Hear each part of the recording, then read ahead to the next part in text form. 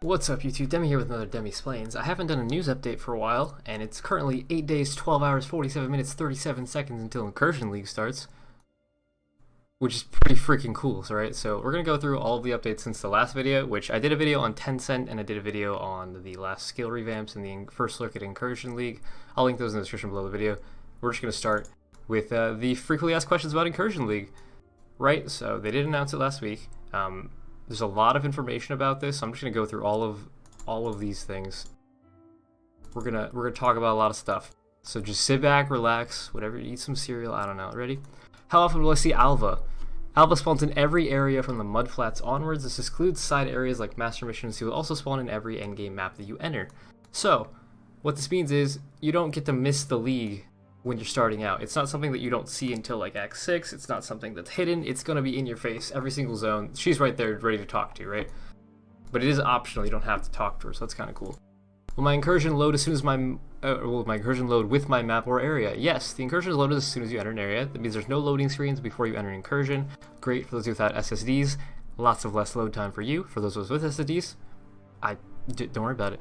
When Alva spawns the final temple, she opens 6 portals for you to enter, where you will encounter a loading screen on your way there because it's a large separate area. That's fine. So incursions are kind of like separate zone breaches per se, and then once you do enough incursions and get to the next temple zone, then you get to go into that map and fight the temple stuff, right? What monster item level will the incursions and temple be? Same level as the area that they are contained within. The level of the final temple is the average of the levels of the incursions that led to it. So that means if you're doing this while leveling, if you're doing like a level, say level 6 up to level 20 zone, it's going to be somewhere in the middle, probably like 10 to 12. If you're doing the maps though, if you're running like all T13 maps, your temple and your incursions will all be T13, so that's pretty cool. The intent is that it'll be pretty close to your level while you're progressing, unless you skip areas. Yeah, sure, whatever. Do map mods affect your incursions and final temple? When you open a map, your incursion, which is affected, or which is spawned when you talk to Alva, will be affected by all the mods of that map. So if you're running really rippy maps, your incursions are probably going to try to kill you. The final temple has its own instance and will not inherit map mods because it gets the mods from the rooms that it contains. Sure, you get to customize your temple, right? So that's where you get the mods for your temple. What does the tier 3 temple nexus room do? Rooms surrounding a tier 3 nexus room will be 1 tier higher, capped at 3. Sure, I'm not exactly sure what that means. Whatever. How does the implicit mod on the String of Servitude unique belt work? So they spoiled the unique belt that had like 19% max life prefix or something like that. That was already tripled. So it's like, you're not going to be able to get 3 endurance charges, but you could get like 18% AoE or 18% max life or something along those lines. It doesn't triple the implicit mods of other items either, just the belt itself, right? That's some graphic stuff, doesn't matter. Will there be a fixed number of incursions to complete before entering the final temple? Be a fixed number of roughly 11, so you have to run 11 incursions before you can enter the temple-ish. The layout is randomly generated for your temple, depending on what you've done. You get a new layout every time you complete the final temple, so it's not like... It's not a zone that resets. Real world time has no impact on it. It's not like a rotating zone, kind of like the current Flashback League is. It's set, or it's based on what you do to make it spawn, right? How does party play work? Whichever party player opens the instance will have their temple or incursion spawn. So you can skip your temple if you don't want to do it and run your friends all the time if you wanted. Which is kind of cool. So you can also do rotations, actually, which is another good thing. They're kind of encouraging party play here. You can complete somebody else's temple, everybody gets loot. Complete your own temple, everybody else gets loot. Repeat the process forever, right? Can we redo our 11 upgrades? Yes, you can repeat them, but it'll be different each time. Once you complete the 11 incursions and complete the final temple, you'll start a new set of 11 again. So you just keep making new temples, it's fine. You don't get to reset or complete any more incursions until you complete your current temple, which is cool. You could also just enter it and leave to not do it at all, and then you could just start making a new one, more or less. Do you only earn items once you've completed the whole temple? No. You get a fountain of items at the end of each incursion, and if you're careful with your temple upgrading, you can earn some very valuable rewards from the final temple. It's a treasure temple, after all. We get loot! That's good. Do you have to get the same incursion rooms twice in a row to be able to upgrade it? No, you can find them in the temple before you actually get there, right? In any of your incursions to upgrade them. Let's see, since random which incursion rooms you land in, is it possibly locked out of some rooms in the present day temple if you weren't sent into a connected room? Yes, but that's what the explosives rooms were, so I'm assuming that means you could just blow a route to the next room if you can't get to it immediately. Architects and magic monsters incursions can drop maps, so that's cool, you can get maps here. There's also a room that drops a whole lot of maps. It's probably going to be called Cartographers or something like that. It usually is, right? Of course, monsters can also drop maps in the temple if they're high enough level. That's really good. So while you're running the temples themselves, you can pick up maps. And at the end, and in the map room. So it's not like you're doing maps and then you go into this side zone where there's no map drops. You still be able to get your maps, which is pretty awesome. How many keys will you find? It's random, you can be more than one. What happens if you kill both architects? It's not possible to kill both. I don't believe this. Somebody's gonna do it. Somebody's gonna figure out how to kill both so you get both bonuses. It's possible to complete all incursions and not reach the apex. Yes, if you don't connect enough rooms. In some cases, it's also desirable as you may prefer to focus on upgrading some of your other rooms. So that's kind of like how if you do MacLeod a lot, there's a chest that you can just open that in the first room of MacLeod. You run through that room, open the chest, leave the lab, start over, right? You could do the same with your temple or your incursions. Just keep doing one specific type of incursion and target farm that item. Alright, so now we're going to talk about Siphoning Trap, which is new. I haven't actually looked at this one yet, so this will be kind of cool. So it deals cold damage over time up to 10 enemies, and it's available at level 10. The damage it deals is not enormous, but the AoE's effects is very generous. It targets the enemies closest to the center, meaning an enemy's movement can change whether or not it's targeted. Okay. It chills, so it chills, which means they're slowed, and helps to ensure that they stay within the AoE.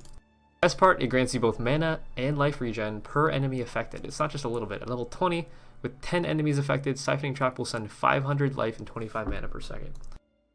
Level 20 is usually around when you're hitting level 90. When you're level 90, you're probably going to have 6k plus life. So that's like 12% regen, I mean, for a trap. Assuming you have enough enemies, that's not bad. It might not carry you through incursions at lightning speed, but will provide an avenue for life and mana recovery while slowing down enemies.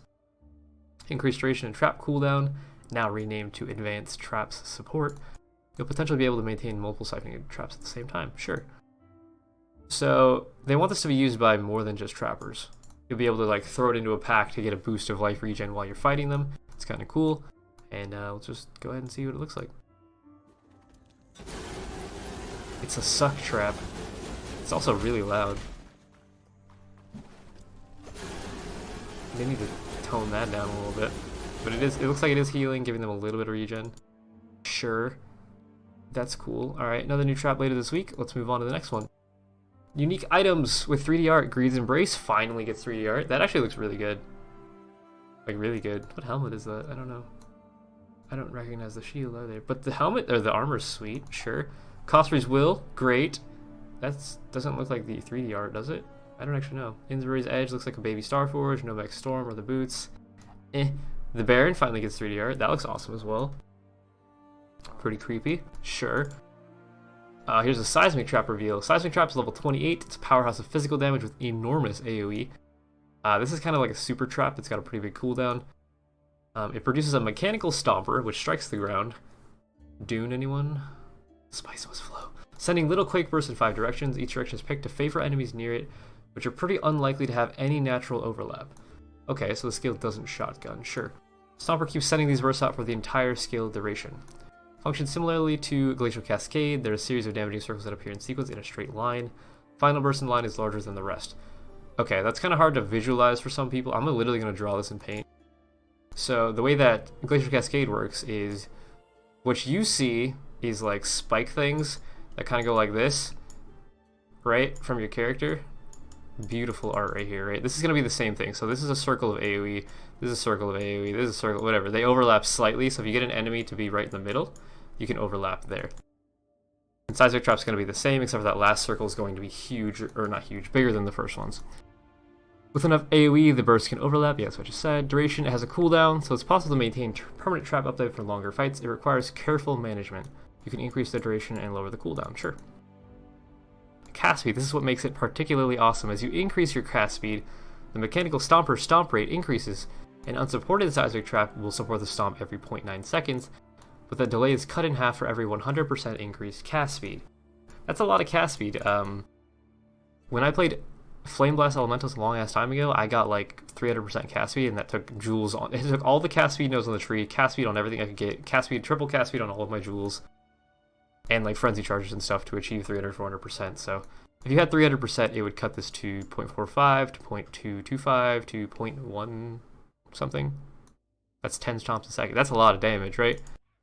So some players will use this as their primary damage dealing skills. Though how they scale it remains up to them. There's no single correct answer. Sure. Alright, let's see what it looks like. It literally is like small little earthquake hits. I like that. Oh, and you can have more than one of them out at the same time. That's really cool. Okay. It sounds like this guy's crit. Maybe not. That's really cool though. I like the animation of the actual trap. This little like bouncing thing. Looks like a dick. Alright, anyways, incursion walkthrough from Ziggy. I will link this in the description below the video. I don't want to like watch this whole video here. It's pretty long. Let's go to the next one. This is a spoiler for a new corruption. 14% skill effect duration. They're actually like going through and revamping all of the vaal corruptions so that they're more powerful and more sought after, and there's more reason to just brick all of your items randomly, which is pretty cool. The current skill effect duration, I believe, only goes up to like 7% or so. So they basically doubled that. Pretty cool. Next one, Exile Con. This one is just like an announcement that they want to do a convention in New Zealand, which means that you have to fly to New Zealand, which is thousands of dollars. So I'm probably not going to be able to do this. That's a lot of money. They're looking at November 2019, so a year and a half from now. Maybe by then we'll be big enough that I'll be able to afford something like that. That being said, I have pretty bad social anxiety, so I don't think I would be able to fly to a different continent and just meet up a bunch of people that I've never seen before. I don't know. But they're going to have like giveaways and spoilers. I don't know, lots of stuff there. They're not looking to sell tickets yet, but they just want to see who's going to go, more or less. I expect all the bigger streamers to most likely go, but I'm a pretty small streamer and YouTuber, so I don't know if I'll be able to afford that or be able to actually go at all. So next thing, Incursion upgradable uniques. We've gone over a lot of these on stream, so if you're interested in seeing this sort of stuff talked about live, when somebody posts, or when GGG posts a news reveal or whatever, somebody always tells me when I'm live streaming, and we'll go over it right then on stream. So if you want to follow my stream below this video in the description, that'd be cool. I will be streaming this league start as well. So the temple contains many secrets, some of which can only be accessed by upgrading a room to its maximum tier. The Apex of Ascension, the top tier room of the Sacrifice Secrets, players gain access to the Altar of Sacrifice. Unique items found exclusively through at Zuatl can be placed upon this altar in order to be transformed. Today we're looking at a few of those items. So I'm just going to do a quick overview of these. This is a level 32 amulet with a bunch of flat damage. It goes to spells and attacks. Great. Get power charge when you use a VAAL skill. Get life gain for each enemy hit if you've used a VAAL skill recently, and movement speed if you've used a VAAL skill recently. So, it's kind of a leveling item. You can probably start using it in Act 3, Act 4, and it'll help push you through the campaign so you can get the maps faster. Great. The upgradable version requires level 70. Instead of adding LE damage, it adds just chaos damage. Make sure items and gems take 50% increased attribute requirements, which means if it takes 100 strength, it takes 150 strength. Not exactly sought after, but your chaos damage can ignite, chill, and shock. That's a unique effect that I don't think we've seen before. Pretty cool. You also get Soul Eater for 10 seconds when you use a VAAL skill. Soul Eater gives you, like, when you kill an enemy near you, you get attack, cast speed, and I believe Fizz mitigation or something like that. And it stacks indefinitely. As long as it's within that 10 seconds, you could get a fuckload of souls if you're clearing really fast. So that looks interesting. Maybe with the VAAL Blight skill, or with Dark Pact, maybe Dark Pact will come back with this, so you can shock with it. I don't know, we'll see. They've shown this as well in the Incursion League overview. I thought it was kind of shit. It's just like, you have 0 ES, you can't gain ES, but you get life regen if you have X amount of ES, right? So if you have a fuckload of ES in your hybrid character, but you don't want to be attached to your energy shield at all, say you want to use Blood Rage, this basically just deletes all your ES, but it gives you flat life regen based off how much that you would have had. Which is interesting, but not very good. This one gives you no strength bonus for maximum life, no intelligence bonus for maximum mana, but you get max life per int. You, again, get no ES and no energy shield, but you get 1% life regen per 500 max ES, and that goes up forever, right? So I don't know. I don't know if that's going to be very good. Maybe for like some weird hybrid RF build, I don't know. It just seems bad. These two items seem really bad. Next one, movement speed. Dance of the Offered. You get 25% movement speed and onslaught while not on low mana, but you lose mana per second. So it's a level 34 pair of boots. So again, Act 3, Act 4-ish. 25% movement speed isn't bad for a pair of boots, but losing mana per second, 33 mana per second at those levels, you only have like a couple hundred mana. You're going to lose over 10% of your mana per second. Unless you have some serious damage and leech to appease that, it's just going to drain your mana and then you don't get onslaught anymore. I would rather just equip Onslaught in my Tabula and run faster without these boots. Seems bad. Alright, next one. If you upgrade them, you get mana, more movement speed, more lightning res, dodge chance per mana, up to 20%, and you get Onslaught and you lose 7% mana per second. Again, seems pretty bad. Not really interested in items that drain our mana. Arctic Armor used to do this. It used to be a buff that you would cast and it would just drain your mana forever until you ran out, but you would get the buff forever until that happened, right? And they got rid of that because it was just not fun for players and unintuitive and weird, so they got rid of it. This one does that exact thing, except for Onslaught. Seems bad. Next announcement. The Corruption Chamber. This is really cool. So this is one of the top tier 3 rooms in the temples. It's a fully upgraded Corruption Chamber in tier 3. It contains the altar. It allows you to effectively super corrupt an item, right? This is scary because it means a lot of things will no longer be legacy and a lot of things will be very, very powerful. So, basically you get up to that, you upgrade your thing to tier 3, right? And then you get to put an item in the altar. So you have 4 options here. Your item will be transformed into an Elder or Shaper rare with random these are all corrupted, by the way. All of these items will be corrupted coming out of the altar. You get an Elder or Shaper rare with random socket numbers, colors, mods, and links. There should be a comma here. All of your item sockets will be changed to white. This is the second. This is your first one, second one, right? You can get all white sockets. 2 corrupted implicits will be added to an item, or your item will be destroyed. So, what does this mean for us? They've been spoiling a lot of new corruptions, right? Like this, for example. There's like +2 fire skills, +2 elemental skills, +2 duration skills. There's a lot of cool stuff being added as an implicit. But that means you could get 2 of those. It also means that because you can make an Elder or Shaper rare, for example, if you were to farm tier 16 Guardian maps and you got an Abyss in them, and then you got an ID6 Elder, or you got an ID6 Stygian belt out of them, you could come to this altar after you upgrade your temple, put that ID6 Stygian in here, and you could get a corrupted rare Elder or Shaper ID6 Stygian in League, right? Currently they're only Legacy and Standard. You can only get them in Standard, right? And they only go up to level 81. Level 86 means you can get like tier 1 Strength, tier 1 Resistances, tier 1 Wed, higher tier Elder and Shaper suffixes.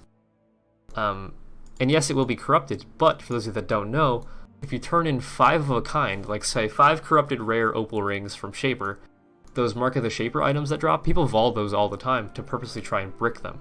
If you brick them, and you turn in 5 bricked rares, by bricked I mean it's no longer unique, which will be, these will be rares, so you'll turn in 5 Elder rares, you will get back a clean Elder ID6 base. Same with Shaper.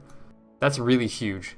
The chances of you getting that are incredibly low, but there will be people that are target farming this. I would probably be target farming this as well, because an ID6 shaped, currently there's 1 ID4 shaped Stygian in Standard. It's listed for like 20 mirrors.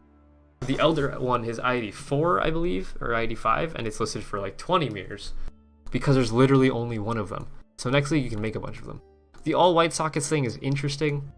The item will be still corrupted, so I can see people using this on uniques primarily, or trying to go for the double corrupted implicits, so you could get like +1 gems, +2 fire gems, or something crazy like that.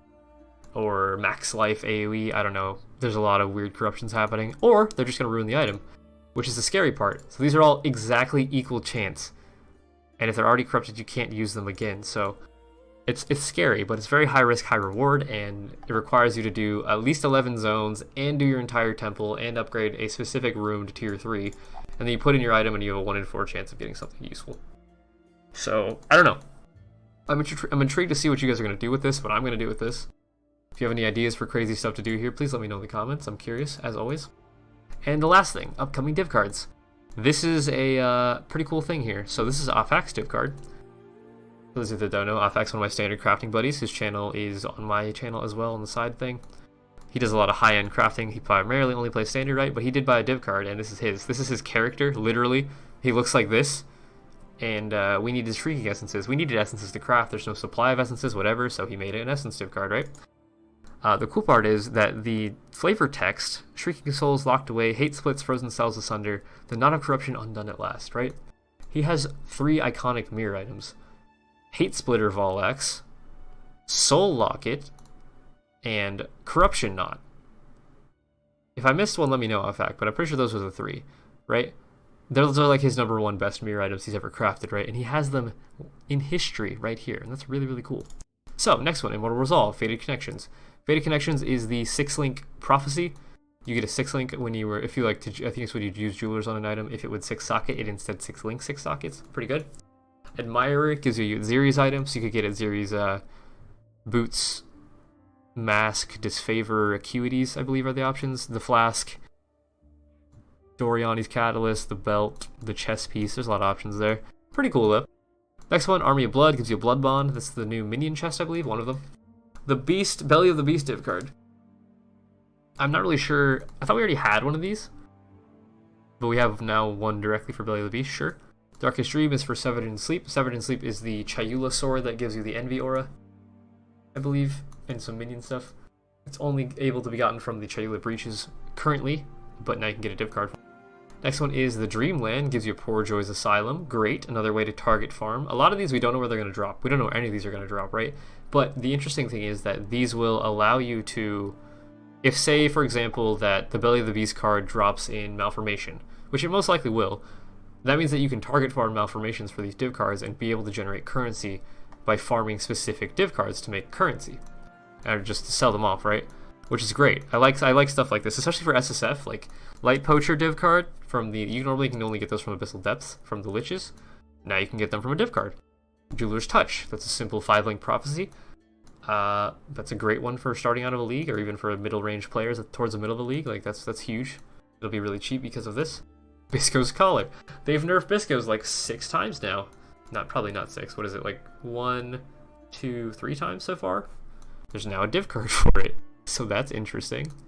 The Mayor, you get a Parandus Manor. This is currently only available through running Parandus maps and talking to Kadiro and buying the Parandus Manor from him for, I think, 2,000 coins.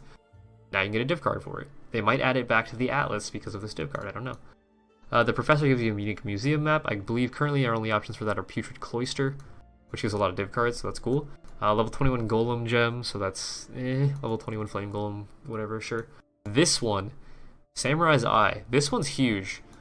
A Watcher's Eye is currently only available as a drop from yellow T7 or higher Elder or Uber Elder, and it's a boss drop that's fairly rare, right? You have to either, in the regular Elder fight, you have to not let Shaper die. In Uber Elder, it's just a very low chance to drop. But this, I'm assuming, is going to be a 2 property Watcher's Eye versus the 3 from Uber Elder. But still, if you can farm a 3-set div card to get a Watcher's Eye, you don't have to ever fight Elder. Unless the div card drops from like the Elder Guardians or something. I don't know how it's going to drop. But it's a very cool div card to see. Sword King Salute. Duress of Salute is a league-specific item. Only available through div cards or Kadiro generally. So this being available to the base game, pretty awesome. Undaunted. Corrupted Nemesis item. We already have a Nemesis item div card, so Corrupted is interesting. You could get a Corrupted Headhunter, Corrupted Barracks, whatever rings. Kiara's Determination, interesting little Onslaught Flask. Not as popular anymore. Used to be super popular with when CI and ES builds were massive. It's a flask that removes curses, stuns, I think it's bleeds and freezes, something like that. It's pretty cool. But that's dead, or that's like, you can farm that now. They're never super valuable, but that's good if you're SSF especially. And then we have another Essence div card for 3 random essences. This one is interesting because this one says Shrieking Essences, which is the tier below the top Deafening tier. This is effectively 3 Deafening Essences, right? This one's just 3 essences.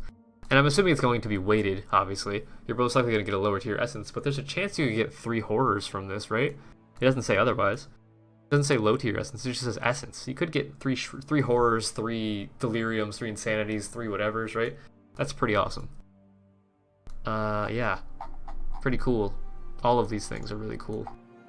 So that took about 23 minutes or something. I'm sorry for that, it was such a long video, but if you did enjoy, leave a like, leave a comment. If you have any thoughts on any of this stuff, I'm curious to hear your opinions. If you want to support what I do, my Patreon is linked below in the description as well. And what else is there? My starter build, I haven't decided yet. I will decide on that when we get patch notes, which will probably be about 3 days before the league starts. Because it's really hard to make a build when you don't know what they're going to change, ascendancies, skill tree wise, skill gems wise, all in total, right? So I will also be doing a video when patch notes come out, going over all the patch notes. So look forward to that. I'll see you guys in the next video. Thank you so much for watching, and that'll be Demi out.